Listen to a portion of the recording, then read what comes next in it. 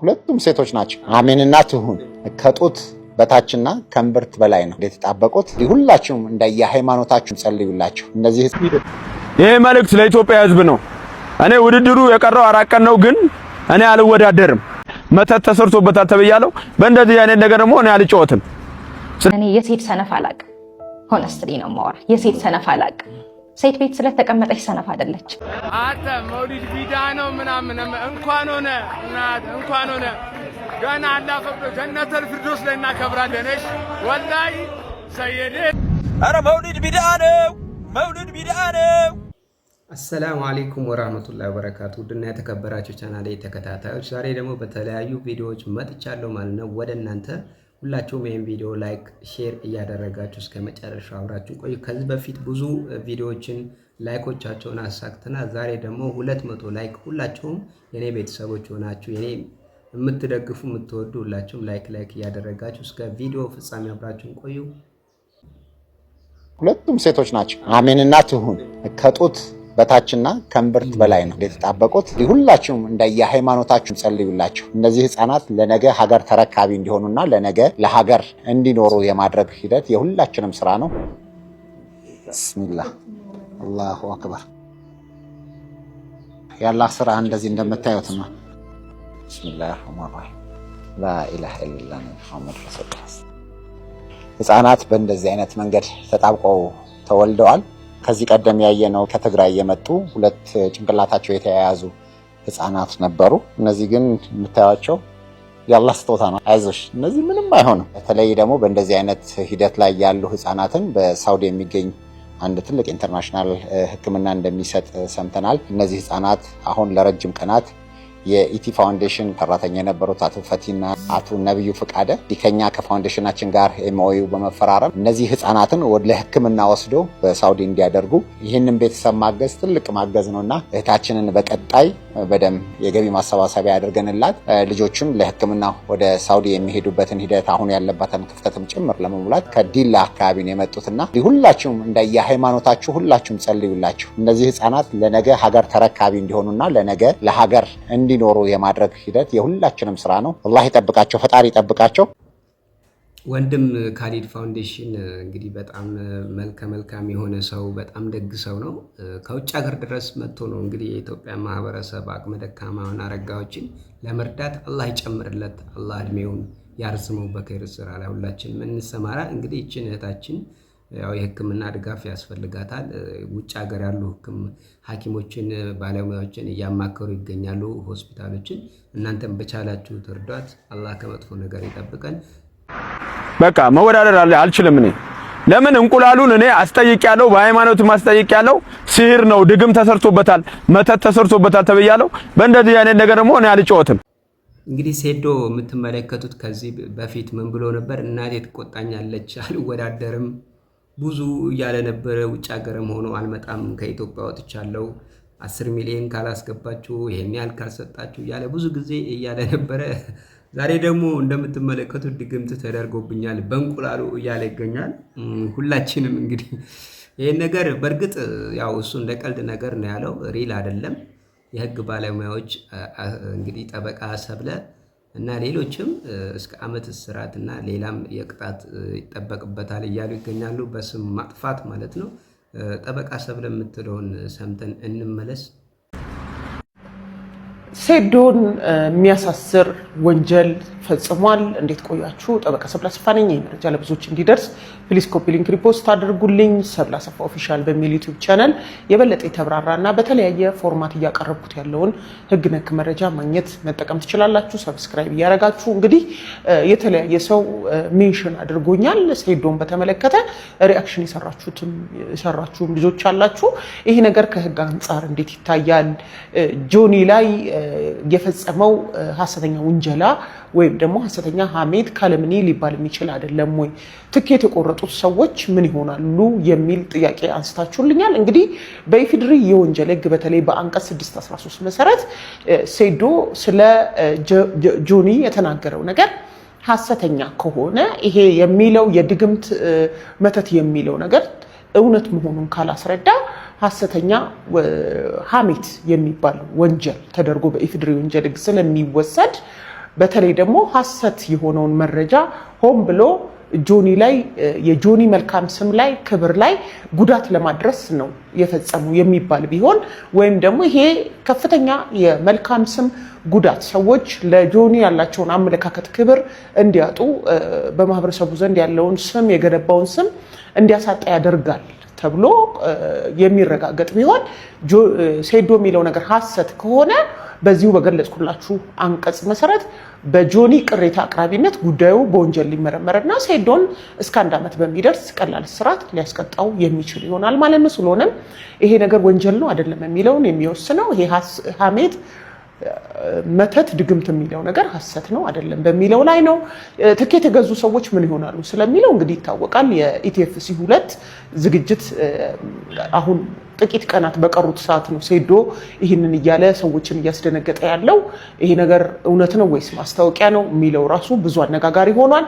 እውነት የሚሆን ግን ከሆነ እንግዲህ ትኬት የቆረጡ ሰዎች የፕሮግራሙን አዘጋጆች በቀጥታ ተጠያቂ የሚያደርጉ ይሆናል። የፕሮግራም አዘጋጆች ደግሞ እንግዲህ ሴዶ በገባው ውል መሰረት ባለመፈጸሙ በውል ጥሰቱ ምክንያት ለዝግጅቱ ያወጡትን ለትኬት ለቆረጡ ሰዎች የሚመልሱትን እንዲሁ ለተወዳዳሪዎቹ የገቡትን ግዴታ በተመለከተ ጉዳት ካሳ ብለው ከሴዶ ለመቀበል ፍትሐ ብሔራዊም ክስ የሚያቀርቡበት ይሆናል ማለት ነው። መሰል ጠቃሚ መረጃዎች ልታገኙ ይህንን አካውንቴን ይከታተሉ። አመሰግናለሁ። ነገራችን ላይ አዲስ ህግ ወጥቷል ከወደ ሳውዲ ማለት ነው። የማንኛውም ኢትዮጵያዊ ወይስ ሰራተኛ መዳም ቤት ካሜራ መጠቀም ያው እንግዲህ እህታችን የምትለውን አለ እንዴት ካሜራ እንጠቀም አጠቃቀማችን እንዴት ነው የሚለውንም ህግ ስለወጣለት ሁላችንም ከዚህ ቪዲዮ በኋላ እንጠንቀቅ። ይሄን ቪዲዮ እንስማው።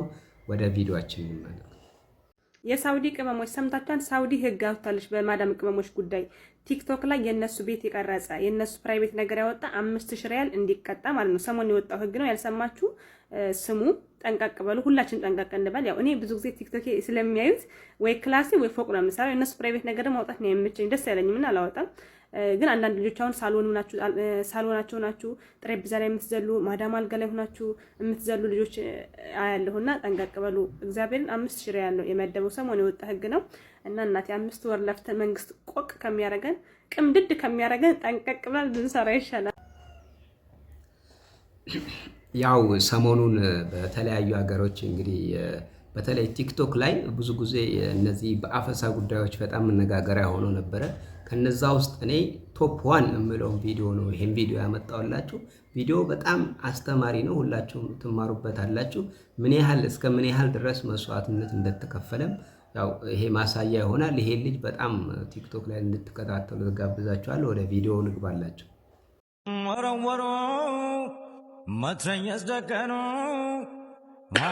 ስማ አንተ እማታድርበት ከሆነ ለምን ተከራየ? ለእረፍት ስለሆነ የምመጣው ለዛ ነው እየቆዩ የሚያዩኝ።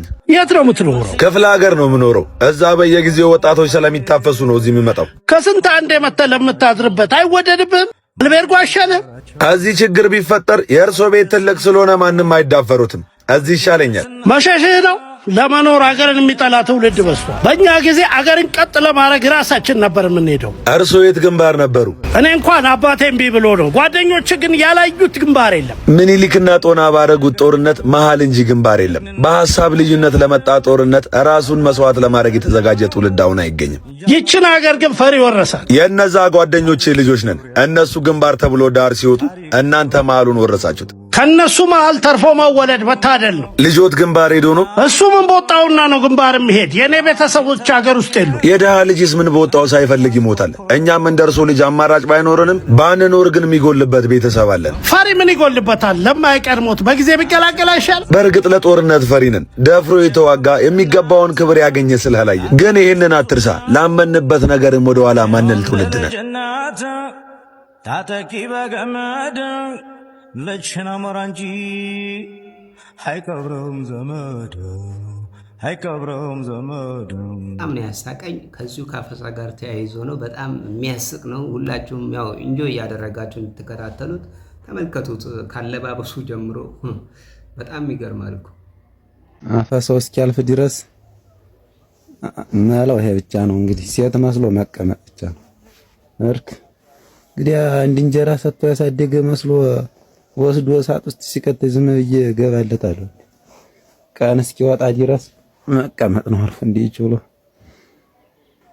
የ18 ዓመት ኮረዳ መስዬ ነው ቁጭ ምን እንጂ እኔ እዛ ጦርነት መታፈሱንስ እንታፈስ እስቲ። እንግዲህ ሀብታም ልጆች የማይታፈሱ ለምንድን ነው? የድሃ ልጅ እየተመረጠ የሚታፈሱ? ወራዳ ደረጃንስ ተናደድኩኝ።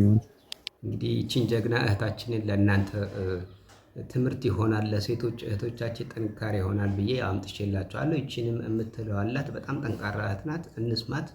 እኔ የሴት ሰነፍ አላቅም። ሆነስትሊ ነው የማወራ። የሴት ሰነፍ አላቅም። ሴት ቤት ስለተቀመጠች ሰነፍ አይደለች። ሴት ወጣ ስለሰራች ጎበዝ አይደለች። ቅድም ብዬዋለሁኝ። በጣም አፕሪሺየት ማደርጋቸው ልጆቻቸውን በኢማን አካዳሚካሊ እያስተማሩ አንጸው የሆነ ወንድ ወጥቶ ቦልድ ሆኖ ካየኸው ሻይን ሆኖ ካየኸው አትዘባክ ሴት አለች። ቁጭ ብላ ልጆቹን የምታሳድግለት ቁጭ ብላ ቤት አይዞህ በርታ የኔ ባል ጀግና እያለች ሳፖርት የምታደርገው ሴት አለች። ገባ? እነዛ ቤት የተቀመጡት ሴቶች ሌዚ ናቸው ማለት አይደለም። ለኔ እንደውም ትልቅ ጀግና ቤት ቁጭ ብለው ልጆቻቸውን አካዳሚካሊ ስፒሪቹዋሊ በእስልምና እያነጹ የሚያሳድጉ ሴቶች ናቸው። በርቱ። ሆነስትሊ ነው የማወራው። እኛ እንደ ማህበረሰብ ወይ እሷ እኮ የቤት እመቤት ናት ስራ የላትም የሚባል አባባል አለ አይደለም? ትልቁን ስራ እየሰሩ ያሉት እነሱ ናቸው። አስተዳደጋችንም ቤተሰቦቻችንም እናቶቻችን እዚህ ለመድረስ ትልቁን ድርሻ የወሰዱት እናቶቻችን። እዚህ ቁጭ ብዬ የምታየኝን ኢክራም ያሳደገች እናት እሷ ባታንጸኝ እሷ ቁጭ ብላ ባታሳድገኝ ምናልባት እዚህ ላልቀመጥ እችል ይሆናልና ትልቅ ሪስፔክት አለኝ። አቅም አላችሁ፣ ጎበዝ ናችሁ። ወጥቶ በመስራት አይደለም ጉብዝና። ይሄ ትልቅ ስራ ነው ለኔ ብዬ ነው የማስበው። የእናንተ ወጥቶ ይሄ ቦልድ የሆነው ሰክሰስፉል የሆነ ወንድ የባሎቻችሁ መውሊድ ደርሷል አልደረሰም ንገረን። አረክ መውሊድ አመቱን ሁላ እኮ ይከበራል። መውሊድ ሁልጊዜም አላችሁ። መውሊድ ማለት ነው አሃዱ ለዚህ በይነና ወበይነው ይሄንኛውን አጀንዳ እንጨርስ እንጂ በምን እስላም ወደ እስልምና በምን እንጣይ ካፍራል ታልክ። መውሊድ ማለት ነው ትርጉሙ። አይ ይሄንኛውን ጥያቄውን መጀመሪያ ወይ አስኖኛል በልና ወደ መውሊድ እንደዚህ ችግር የለም ነገር አስኖኛል። እሺ ትርጉሙን ንገረኝ። ሐዲሱን አላውቀውም ያመጣውልህ ትርጉሙን ንገረኝ አልኩ። አላውቀውም አልክ። ከዛ አስኖኛል በለኔ ነገርኩህ እኮ። ሐዲሱ ምንድነው የሚለው ትርጉሙ? እኔ አታውቅም። ሐዲሱ ትርጉሙ ምን ማለት ነው? ተርጉምልኝ። ካልተረጎመ እነ ኢማሙ ሻፊዒ ቢማዕና ኢንካር ነው ያደረጉት ዑለማዎች ሐዲሱን። ወይ ወደ ኢማሙ ሻፊዒ ከመሄዳችን በፊት ሐዲሱ ትርጉሙ ምን ማለት ነው ጥያቄው? እባክህ ትርጉሙ እኮ ዑለማ በተረጎመው ነው እንጂ አንተ በተረዳኸው እኮ አይደለም። ዑለማዎች ምን ብለዋል እዚህ ላይ ነው ተብሎ ነው። በአማርኛ ነገርን ሐዲሱን ነብዩ ሰለላሁ ዐለይሂ ወሰለም ተናገሩትን በአማርኛ ነገርን ትርጉሙ ወደ አማርኛ እኔ አልነግርህም እኮ ተናግረውታል። ዑለማዎቹ አስቀምጠውታል። ታዲያ ትነግረን ከሆነ እንዴት ነው ይሄን ተስኖናል ብለን እንድናልፍ የፈለግከው? አንተ እኮ ነው የተሳነ ትርጉሙ መናገር አልቻልክም። የጌታ እሺ በምን እስላም እኮ አልኩህ። ጥያቄ እኮ እየጠየቅኩ ነው። ተስልምና ወጥቷል አልክ። እሺ ሰውዬ ወደ እስልምና በምን ይግባሽ? ትርጉሙን ሳትነጋገር አታልፍም። ይሄን ሐዲስ ትርጉሙን አውቀዋለሁ እያልክ ንገረን አለ። ይኸው በአማርኛ እየጠበቅን ነው ሁላችንም የሐዲሱን ትርጉም እንድትነግረን። ትናገራለህ። እሺ ለምታከብረው መውሊድና ስለጫት ስንት እንደገባ እናወራለን። አችን ጥያቄ መልስልኝና ወደ መውሊድ እንጂ ጥያቄውን እኮ አንድ አጭር እኮ ነው። የሐዲሱን ትርጉም ትነግረናለህ። ምንም የምታውቀው ነገር ሐዲሱ ትርጉም ምን ማለት ነው? ተስልምና ወጥቷል ባለው ከሆነ ወደ እስልምና በምን ይግባ ይሄ ሰውዬ ነው እኮ አሁን ጥያቄ ነው። እሺ ወደ እስልምና ተስልምና ወጥቷል እንበል። እሺ ሐዲሱ ምን ማለት ነው? ትርጉሙ መጀመሪያ አታውቀውም እኮ ያልኩህ ነው። ያው እየነገርኩህ ነው። አሰግጄ አታውቀው። አንተ ካውቀው ንገረን ትርጉሙ። ሐዲሱን እኮ ነገርኩህ። ምን የነገርኩህ ሐዲሱን ራሱ አላውቀውም ብለህ ነበረ። ነግሬሃለሁ። ችግር የለውም። ዑለማዎቹ ቢማዕና ኢንካር ባደረገ ነው የሚረዱት። ዑለማዎቹ በተረዱ ነው እንጂ የምንረዳው እኛ በተረዳ ነው እኮ አይደለም። ሐዲሱ ዑለማዎች እንደተረዱት ሳይሆን አሁን ሐዲስ ጥያቄው ዑለሞችን እንደማረዳት ተነግረናል። ነብዩ ሰለላሁ ዐለይሂ ወሰለም ቀጥታ ሐዲሱ ትርጉሙ ምን ማለት ነው ነው? ይከፍራል ስንል ምንድን ነው? ኢንካር አሁን ለምሳሌ ያክል ማለት ነው። ቆይ ሙሉ ሐዲሱ ንገረን። ሙሉ ሐዲሱ አንድ ሐዲስ ንገረህ። እሱን ሐዲስ ንገረህ። እሺ ደስ ያለህን ሐዲስ ንገረህ። ገስሉል ጁሙዓ ለምሳሌ ዋጅቡን ገስል ጁሙዓ ዋጅቡን የሚል ሐዲስ አለ። ለምሳሌ የቱ ጋር ነው ያለው? እዚሁ ላይ ሪያድ ላይ ሞልቷል። ይሄ ገስል ጁሙዓ ዋጅቡን በየቦታው ሞልቷል። ሪያድ ቡኻሪ ላይ ማለት ነው። ገስል ጁሙዓ ዋጅቡን ሲል ማለት ነው። ቆይ ልንገርህ፣ አውጣና ሳየን ያላ ቆይ እንጂ ልንገርህ። የለም ነው የምትለው? አውጣና ሳይ እባክህ። እኔ ፊቴው በመረጃ ማውራት አይቻልም። የቱ ጋር አውጣና ሳይ? ዝም ብሎ ብድግ ተብሎ እኮ እንትን አይባልም። ዝግጅት ያስፈልገዋል አላልኩህ? ስለዚህ ካልተዘጋጀህ በተዘጋጀህበት ነገር እናወራ። ጫት ስንት ገብቷል እናንተ አካባቢ? አንድ ወርጋ ዋጅቡን ስለሚል ዋጅቡን ያለው ምንድነው ብለህ ልጠይቅ ነው። እሺ የቱ ጋር ነው ያለው? በማዕና መንዱብ ነው በቃ። የቱ ጋር ነው ያለው? የቱ ጋር ነው ያለው? እየነገርኩህ እኮ ነው ወንድሜ። ስለምታውቀው ነገር እንድታወራ ላይ እያመቻችሁልህ ነው። ስለማታውቀው ነገር ከምታወራ ስንተውና መውሊድ መቼ ነው? እሺ ንገረኝ። አንተ ሌላ አጀንዳ በቃ መግባት ይዘሃል። በቃ በጥያቄውን መመለስ አልቻልክም ማለት ነው አንተ ራስህ። እሺ አንተ የምትናገረው ንግግር እሺ አውጣና አሳየን። እሺ በቃ ዝም ብዬ እኔ ላዳምጥህ፣ እያወጣህ በማስረጃ አሳየን። በቃ ያቀጥላ ያላ በቃ አጭር ጥያቄ እኮ ነው ይሄ። ሰውዬ ተስልምና ወጥቷል። በምን እስላም እኮ ነው አንተዬ? በምን እስላም ወደ እስልምና በምን እንጣ ነው? አንድ ጥያቄ። ሁለተኛ እኔ ቤት ስትገቡ ሁለተኛ አልኩኝ፣ ይቅርታ ለአስረኛ ጊዜ ሁሌ ይገባሉ። እንደፈለጉ ዝም ብለው አውርተው መውጣት ነው የሚፈልጉት። ኮሜንት ላይ ሲሳደብ ነው ያስገባው። በነገራችን ላይ ተሳዳቢ ማን ያደረጋችሁ? ከእውነት በራቃችሁ ጊዜ ስድብን እንጂ ሌላን በቃ አልተሰጣቸው። አንድ ሰው ወላሂ ላዚም ከሐቅ መንገድ ከራቀ ትልቁ ቅጣት እርሱ በባጢል ላይ መሄዱ ነው። በቃ በዚያ ላይ የስድብ መንገድ ሲሄዱ ታያቸዋላችሁ። ይህ ትልቅ ቅጣት ነው። وهذا عقاب لهم بسبب ما تركوه يعني الحق የተውትን ሐቅ አስመልክቶ አላህ ሱብሓነሁ ወተዓላ የቀጣባቸው ትልቅ ቅጣት ነው። ለሚናገሩት ንግግር አንድ ንግግር ማስረጃ እንኳን ማምጣት አይችሉም። አያችሁ ይሄን ሐዲሱን አያውቀውም የት እንዳለ ሐዲስ ነገርኩሽ። እሺ ትርጉሙን ንገረን። ትርጉሙን አያውቀውም። እሺ ምን ደግሞ ኢንካር ያደረገ ነው ብሏል። እሺ የቱ ጋር ነው ያለው? የለም